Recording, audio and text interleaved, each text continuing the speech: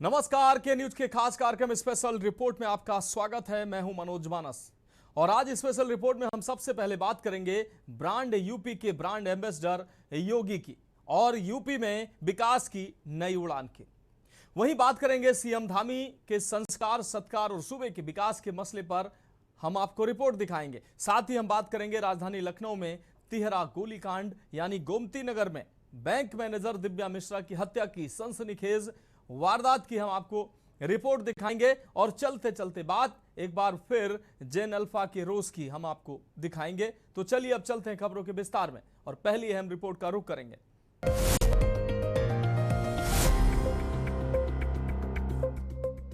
जन जन तक पहुंच, हर वर्ग से सीधा संवाद और उत्तर प्रदेश की बदलती तस्वीर, यही पहचान है मुख्यमंत्री योगी आदित्यनाथ की। बात चाहे कानून व्यवस्था की हो या फिर प्रदेश में निवेश पर्यटन को नई ऊंचाइयों पर ले जाने की, सीएम योगी हर मंच पर यूपी के विकास का खाका पेश करते नजर आते हैं। हाल ही में राजधानी लखनऊ में होटल ताज पैलेस के उद्घाटन कार्यक्रम में भी कुछ ऐसा ही नजारा देखने को मिला। सीएम योगी ने न सिर्फ इस भव्य आयोजन में शिरकत की बल्कि लोगों का हौसला बढ़ाते हुए यह भी साबित कर दिया कि उनकी सहजता, दूरदर्शिता ही उन्हें दूसरे मुख्यमंत्रियों से अलग खड़ा करती है। ये रिपोर्ट देखिए।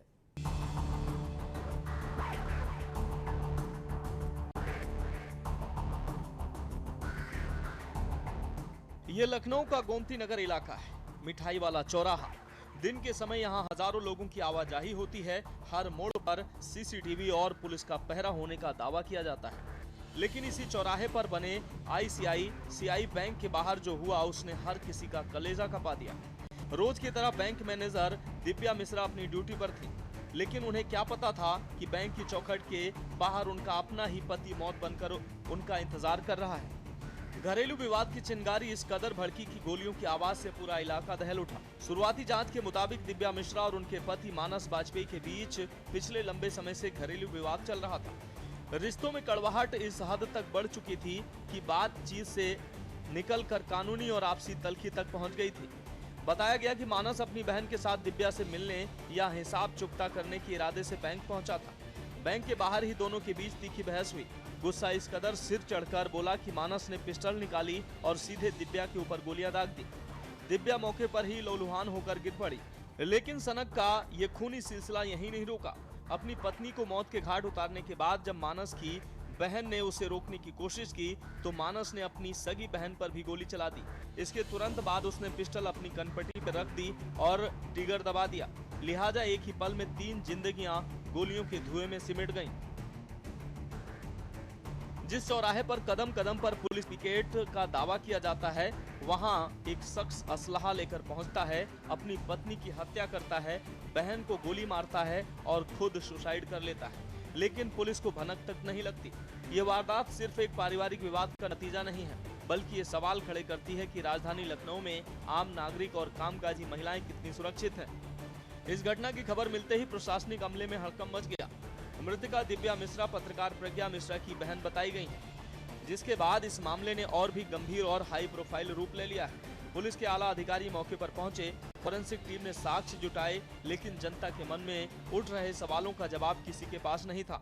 बहरहाल अगर घरेलू विवाद था और आरोपी के पास अवैध हथियार था तो क्या पुलिस को इसकी कोई भनक नहीं थी? गोमती नगर जैसे वीआईपी और हाई सिक्योरिटी जोन में अगर दिन दहाड़े गोलियां चल सकती हैं तो आम आदमी खुद को कहां सुरक्षित महसूस करे? दिव्या मिश्रा की मौत और इस तिहरे गोलीकांड ने साबित कर दिया है कि जब तक हथियारों की पहुंच और पुलिस का खौफ सड़कों पर नहीं दिखेगा, तब तक कानून का इकबाल यूं ही सवालों के घेरे में रहेगा। स्पेशल डेस्क के न्यूज इंडिया। तो स्पेशल रिपोर्ट में अब अगली रिपोर्ट की बात करेंगे।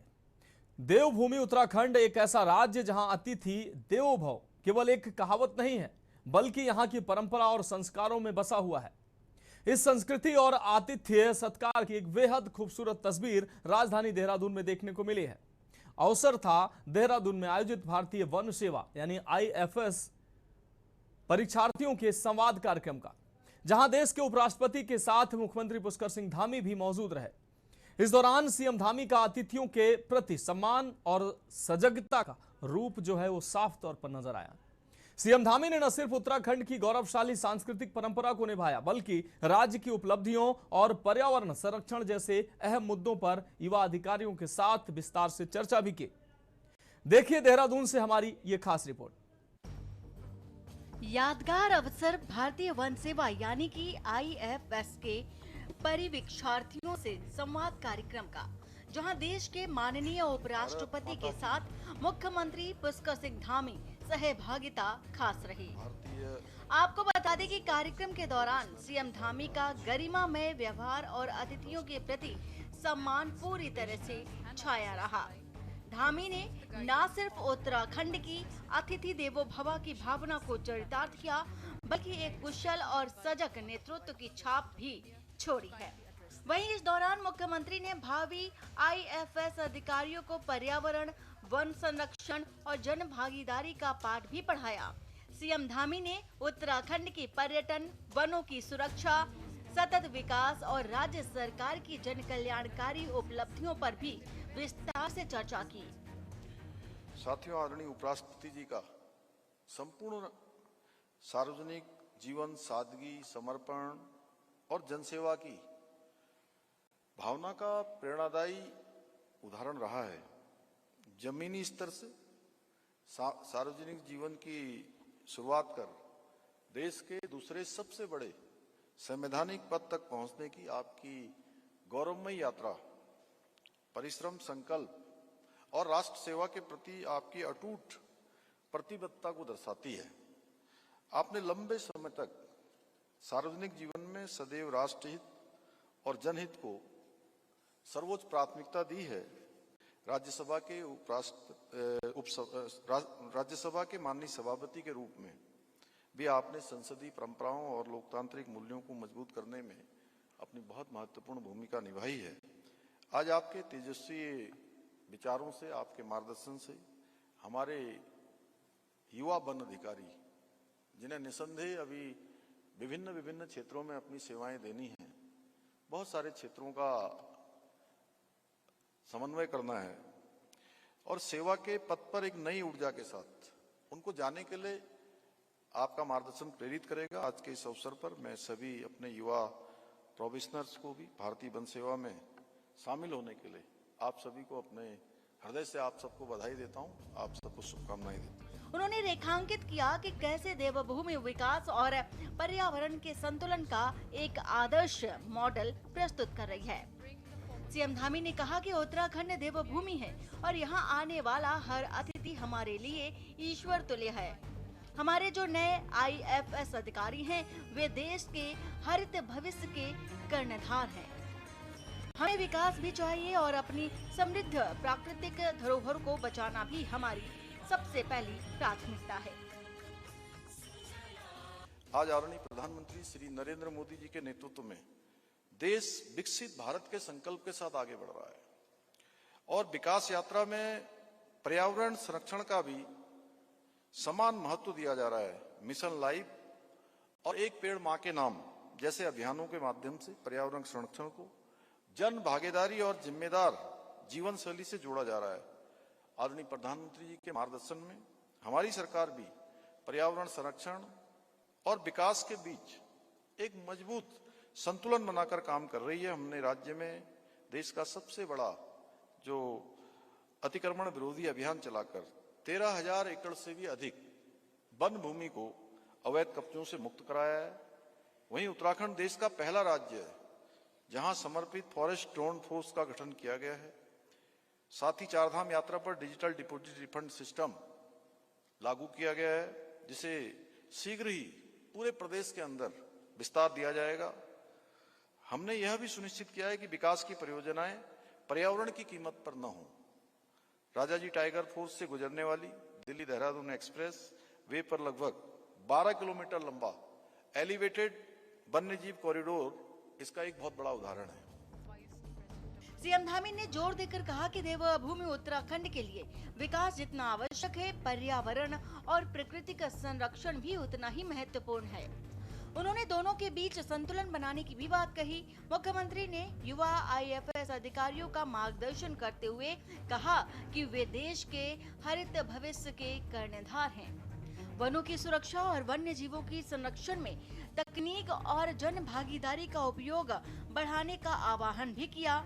सीएम धामी ने इको टूरिज्म को बढ़ावा देने की नीतियों पर भी प्रकाश डाला ताकि पर्यावरण को नुकसान पहुंचाए बिना ही स्थानीय युवाओं के लिए रोजगार के अवसर पैदा किए जा सके।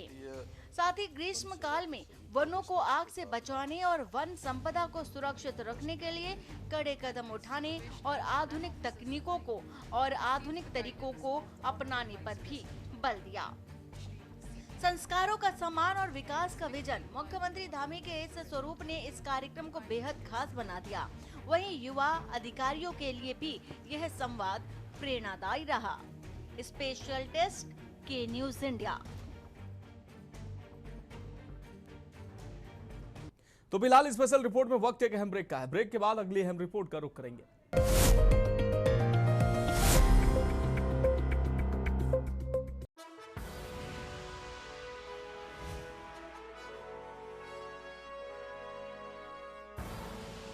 आप देख रहे हैं के न्यूज, खबरों का सारथी।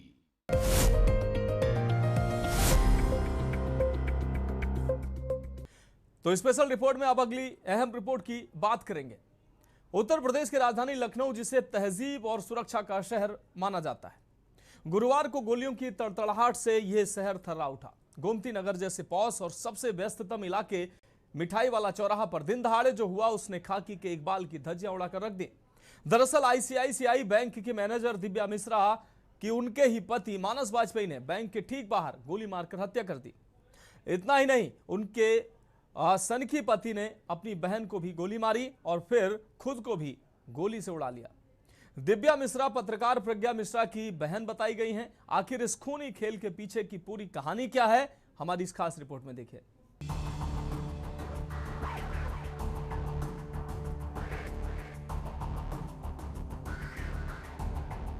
ये लखनऊ का गोमती नगर इलाका है, मिठाई वाला चौराहा।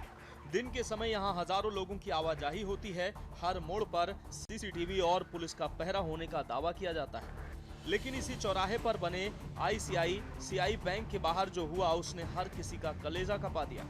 रोज की तरह बैंक मैनेजर दिव्या मिश्रा अपनी ड्यूटी पर थी, लेकिन उन्हें क्या पता था कि बैंक की चौखट के बाहर उनका अपना ही पति मौत बनकर उनका इंतजार कर रहा है। घरेलू विवाद की चिंगारी इस कदर भड़की कि गोलियों की आवाज से पूरा इलाका दहल उठा। शुरुआती जांच के मुताबिक दिव्या मिश्रा और उनके पति मानस वाजपेयी के बीच पिछले लंबे समय से घरेलू विवाद चल रहा था। रिश्तों में कड़वाहट इस हद तक बढ़ चुकी थी कि बातचीत से निकलकर कानूनी और आपसी तल्खी तक पहुंच गई थी। बताया गया कि मानस अपनी बहन के साथ दिव्या से मिलने या हिसाब चुकता करने के इरादे से बैंक पहुंचा था। बैंक के बाहर ही दोनों के बीच तीखी बहस हुई। गुस्सा इस कदर सिर चढ़कर बोला कि मानस ने पिस्टल निकाली और सीधे दिव्या के ऊपर गोलियां दाग दी। दिव्या मौके पर ही लहूलुहान होकर गिर पड़ी। लेकिन सनक का ये खूनी सिलसिला यहीं नहीं रुका। अपनी पत्नी को मौत के घाट उतारने के बाद जब मानस की बहन ने उसे रोकने की कोशिश की तो मानस ने अपनी सगी बहन पर भी गोली चला दी। इसके तुरंत बाद उसने पिस्टल अपनी कनपटी पर रख दी और ट्रिगर दबा दिया। लिहाजा एक ही पल में 3 जिंदगियां गोलियों के धुएं में सिमट गईं। जिस चौराहे पर कदम कदम पर पुलिस पिकेट का दावा किया जाता है, वहां एक शख्स असलहा लेकर पहुंचता है, अपनी पत्नी की हत्या करता है, बहन को गोली मारता है और खुद सुसाइड कर लेता है। लेकिन पुलिस को भनक तक नहीं लगती। ये वारदात सिर्फ एक पारिवारिक विवाद का नतीजा नहीं है, बल्कि ये सवाल खड़े करती है कि राजधानी लखनऊ में आम नागरिक और कामकाजी महिलाएं कितनी सुरक्षित हैं। इस घटना की खबर मिलते ही प्रशासनिक अमले में हड़कंप मच गया।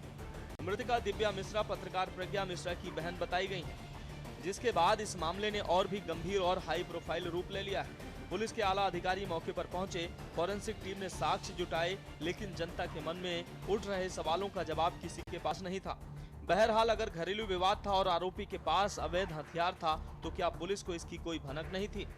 गोमती नगर जैसे वीआईपी और हाई सिक्योरिटी जोन में अगर दिन दहाड़े गोलियां चल सकती हैं, तो आम आदमी खुद को कहां सुरक्षित महसूस करे? दिव्या मिश्रा की मौत और इस तिहरे गोलीकांड ने साबित कर दिया है कि जब तक हथियारों की पहुंच और पुलिस का खौफ सड़कों पर नहीं दिखेगा, तब तक कानून का इकबाल यूं ही सवालों के घेरे में रहेगा। स्पेशल डेस्क के न्यूज इंडिया। तो स्पेशल रिपोर्ट में अब अगली अहम रिपोर्ट की बात करते हैं। एक बार फिर जेन अल्फा की बात। जिस उम्र में हाथों में किताबें होनी चाहिए, जिस उम्र में बच्चे स्कूल की घंटियां सुनकर कक्षा की ओर दौड़ते हैं, और उसी उम्र में अगर बच्चे सड़क पर बैठकर अपने अधिकारों की मांग करने लगें और अपनी बात कहने पर उन्हें समझाने के बजाय पुलिस की सख्ती और बदसलूकी का सामना करना पड़े, तो सवाल सिर्फ उन बच्चों के प्रदर्शन का नहीं है, सवाल उस व्यवस्था का है जिसने उनकी छोटी छोटी जरूरतों को इतना बड़ा बना दिया कि उन्हें सड़क को अपनी आवाज पहुंचाने का माध्यम बनाना पड़ा। यह रिपोर्ट देखिए। देश ने कर्मचारी संगठनों के आंदोलन देखे, मजदूरों की आवाज सुनी, महिलाओं के संघर्ष देखे और हाल के वर्षों में जनरेशन जी के युवाओं को भी अपने हक और भविष्य के लिए सड़कों पर उतरते देखा। लेकिन अब जो तस्वीरें सामने आ रही हैं वो कहीं ज्यादा बेचैन करने वाली है, क्योंकि अब सवाल पूछने वाले चेहरे बहुत छोटे हैं। ये वो बच्चे हैं जिन्हें अब तक हमने स्कूल की कक्षा, किताबों और खेल के मैदान में देखा है, लेकिन जब स्कूल जाने का रास्ता खराब हो, जब शिक्षक कम हो, जब पीने का पानी तक ठीक न मिले और जब बुनियादी सुविधाओं के लिए शिकायत करने के बावजूद सुनवाई न हो, तो यही बच्चे सड़क पर उतर रहे हैं। इसे सिर्फ बच्चों का प्रदर्शन कहकर आगे बढ़ जाना आसान है, लेकिन असली सवाल यह है कि आखिर बच्चों को सड़क तक पहुंचने की नौबत क्यों आई। महोबा में बारिश के बीच सड़क पर बैठे ये बच्चे किसी राजनीतिक मांग को लेकर नहीं बैठे हैं। इनकी मांग थी स्कूल तक पहुंचने के लिए एक ठीक रास्ता। रैपुरा कला गांव को जोड़ने वाला करीब 3 किलोमीटर का रास्ता बदहाल है, सड़क पर गड्ढे हैं, जगह जगह जल भराव है। आरोप है कि रास्ते की खराब हालत के चलते ई रिक्शा और ऑटो तक पलट जाते हैं और कई बच्चे चोटिल भी हो चुके हैं। जब शिकायतों के बाद भी समस्या का समाधान नहीं हुआ तो बच्चे बरसते पानी में झांसी मिर्जापुर हाईवे पर बैठ गए। करीब 3 घंटे तक जाम लगा रहा, गाड़ियों की कतारें लग गईं और फिर बच्चों को सड़क से हटाने के लिए पुलिस पहुंची। बच्चों के साथ बदसलूकी और उन्हें जबरन हटाने के भी आरोप सामने आए हैं। सवाल ये नहीं कि बच्चों ने सड़क क्यों रोकी, सवाल यह है कि उनकी शिकायत सड़क तक पहुंचने से पहले क्यों नहीं सुनी गई। अगली तस्वीर हमीरपुर से है। यहाँ भी बच्चों की मांग कोई बड़ी मांग नहीं थी, वे अपने गांव से स्कूल और अस्पताल जाने के लिए पक्की सड़क चाहते हैं। बारिश के मौसम में रास्ता खराब हो जाता है, आवागमन मुश्किल हो जाता है और पढ़ाई के साथ साथ इलाज तक पहुंचना चुनौती बन जाता है। ऐसे में सवाल उठता है कि अगर बच्चों को स्कूल पहुंचने के लिए ही संघर्ष करना पड़े तो फिर स्कूल तक पहुंचने का अधिकार आखिर किसके भरोसे है। और अब तस्वीर उन्नाव की। हसनगंज के जयप्रकाश नारायण सर्वोदय आवासीय विद्यालय के 250 से ज्यादा छात्रों ने सुविधाओं की कमी को लेकर सड़क पर प्रदर्शन किया। छात्रों की शिकायतें भी ऐसी हैं जिन्हें किसी भी स्कूल की बुनियादी जरूरत कहा जाएगा। कहीं शिक्षकों की कमी, कहीं पीने के पानी की समस्या, कहीं खराब पंखे तो कहीं मेस के खाने और साफ सफाई को लेकर शिकायत। सबसे गंभीर बात, कुछ छात्रों का आरोप है कि सुविधाओं को लेकर आवाज उठाने पर उन्हें टीसी देने की धमकी दी जाती है। यानी सवाल सिर्फ सुविधाओं का नहीं, सवाल बच्चों की बात सुनने और उनकी शिकायतों के समाधान का भी है। ये तस्वीर हमें सोचने पर मजबूर करती है, क्या बच्चों की शिकायतें स्कूल के स्तर पर नहीं सुनी जा सकती थी? क्या अभिभावकों की शिकायतों पर समय रहते कार्रवाई नहीं हो सकती थी? क्या शिक्षक की कमी दूर करना संभव नहीं था? क्या पीने का साफ पानी, सुरक्षित भवन, पंखे, भोजन और साफ सफाई जैसी सुविधाएं बच्चों का अधिकार नहीं है? तो सबसे बड़ा सवाल, क्या अपनी बुनियादी जरूरतों के लिए बच्चों को सड़क पर उतरना जरूरी है? ये वही पीढ़ी है जिसे हम जनरेशन अल्फा कहते हैं। स्मार्टफोन और इंटरनेट के दौर में बड़ी हो रही ये पीढ़ी जानकारी से दूर नहीं है। ये बच्चे जानते हैं कि अपनी बात कैसे रखनी है, कहां शिकायत करनी है और जरूरत पड़ने पर प्रशासन तक कैसे पहुंचना है। लेकिन यहाँ व्यवस्था के लिए एक बड़ा संदेश भी छिपा है। बच्चों को आंदोलन करना सीखने से पहले व्यवस्था को बच्चों की बात सुनना सीखना होगा। बच्चों का सड़क पर उतरना कोई उपलब्धि नहीं है, ये व्यवस्था के लिए चेतावनी है। जिस उम्र में बच्चे स्कूल की कक्षा में होने चाहिए, अगर उसी उम्र में वो सड़क पर अपने स्कूल जाने का रास्ता मांग रहे हैं, तो सवाल बच्चों से नहीं उस व्यवस्था से पूछा जाना चाहिए जिसने उनकी आवाज स्कूल के भीतर नहीं सुनी। जनरेशन जी ने अपने भविष्य और अधिकारों के लिए आवाज उठाई, अब जनरेशन अल्फा भी सवाल पूछ रही है। फर्क सिर्फ इतना है, सवाल पूछने वाले चेहरे बहुत छोटे हैं लेकिन सवाल बहुत बड़े हैं। स्पेशल डेस्क के न्यूज इंडिया। तो फिलहाल स्पेशल रिपोर्ट में आज के लिए मेरे साथ इतना ही। मुझे दीजिए इजाजत और आप देखते रहिए के न्यूज इंडिया।